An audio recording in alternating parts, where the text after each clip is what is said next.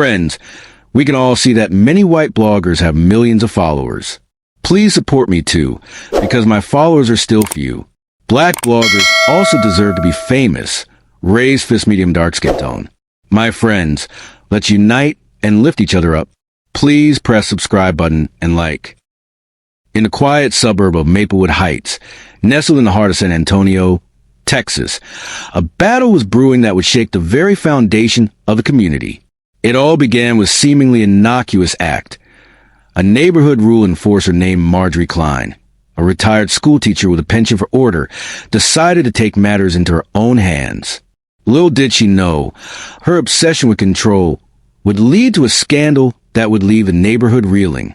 Tobias Greenfield, a 44-year-old detective, had just moved into Maplewood Heights, seeking solace after years of chasing criminals through the gritty streets of the city. He envisioned a peaceful life, where he could park his Jeep in the driveway, sip coffee on his porch, and finally breathe. But peace, as he would soon discover, was a fragile thing, especially under the watchful eye of Marjorie, T.O. the casual observer. Marjorie appeared to be a harmless retiree, clipboard in hand, patrolling the streets like a hawk.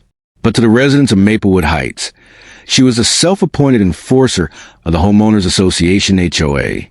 Where others saw neighbors, she saw violations.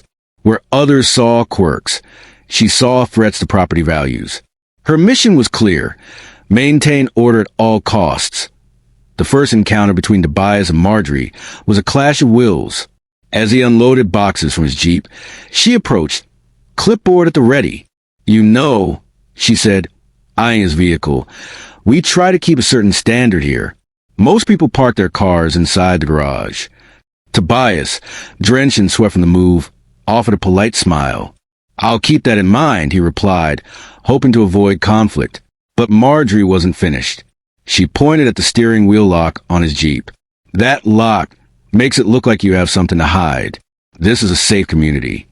Tobias, taken aback, replied, "It's called security. It helps keep my car from getting stolen." But Marjorie merely scribbled on her clipboard, her eyes narrowing.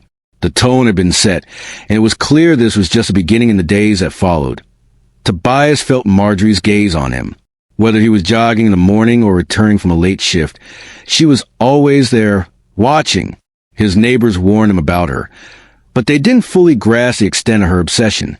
"Just be careful," Victor Hensley, his next-door neighbor, advised. She once called a tow truck on a guy for having a work van in his driveway. Tobias chuckled, shaking his head. She's going to learn she's messing with the wrong person. But he wasn't the type to seek out conflict. Years of working undercover had taught him the value of patience. Yet, patience can sometimes be mistaken for weakness, and Marjorie was about to cross a line. One fateful Tuesday afternoon, after a long shift, Tobias returned home to find Marjorie waiting for him. "Mr. Greenfield," she called, arms crossed. "We've spoken before about parking. Your garage is empty, yet you continue leaving this Jeep outside. That violates Section 4B of our community guidelines." Tobias exhaled slowly, trying to keep his cool. "I told you I work late. It's easier to park here than pull into garage every night." But Marjorie wasn't having it. "That lock is an eyesore. It makes the whole street look like we're living in a high-crime zone." With a calm but firm voice, Tobias replied, "With all due respect, Miss Klein, it's my vehicle. I'll secure it how I see fit." The tension in the air was palpable, drawing the attention of neighbors who pretended to mind their business while secretly watching the showdown unfold. The very next morning, Tobias found a printed letter taped to his front door. Notice of violation? Vehicle improperly stored in driveway. Immediate action required. The threat of a $100 fine ignited a fire within him. He marched straight to Marjorie's house, holding the wrinkled notice. "You left this on my door," he said, his voice low. Marjorie's smug smile only fueled his anger. "There will be more if you don't comply. I have the full backing of the HOA board." Tobias stepped closer, lowering his voice. "Let me make something clear. That Jeep isn't just a car. It's tied to my work. You mess with it, you're messing with more than me." Marjorie's smile flickered, but her pride was unyielding. "Rules are rules," she said flatly, shutting the door in his face. Tobias clenched his jaw, realizing he was dealing with someone who believed she was untouchable. Days turned into weeks, and Marjorie's obsession only grew. She began rallying support from the HOA board, determined to classify Tobias's Jeep as a blight on the community. If we let one person get away with this, soon everyone will think they can do whatever they want, she declared at the next HOA meeting. Tobias attended, sitting quietly as Marjorie painted him as a reckless resident. His vehicle creates an impression none of us want associated with Maplewood Heights, she insisted. But when it was his turn to speak, Tobias stood up. You're misrepresenting the situation. My Jeep isn't abandoned. It's in use.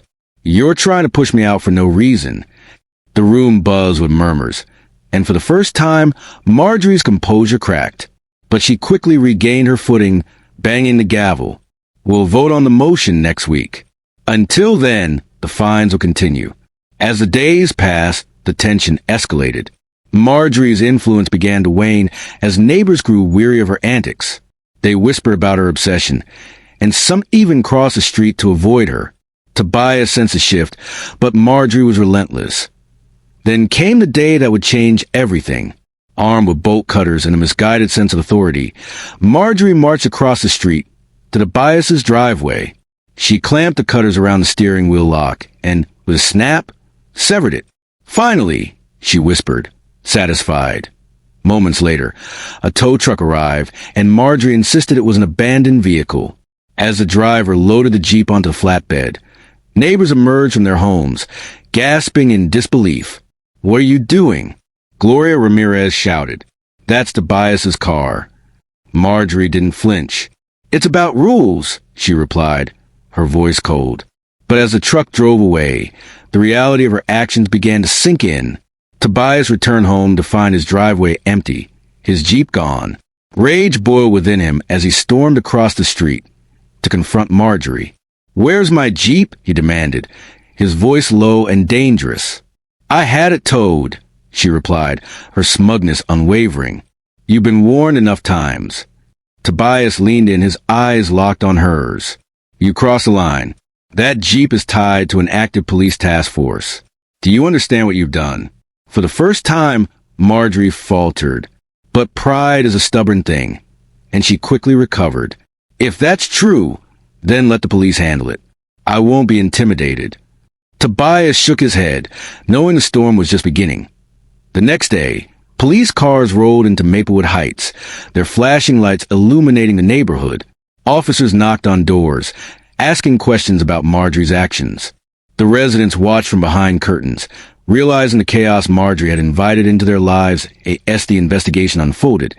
It became clear that Marjorie's obsession had consequences far beyond HOA fines. The district attorney's office began reviewing charges against her for criminal mischief and obstruction. The neighborhood buzzed with speculation, and Marjorie found herself isolated, her allies turning against her. Weeks passed, and the fallout continued. Marjorie was suspended from the HOA board, her powers stripped away.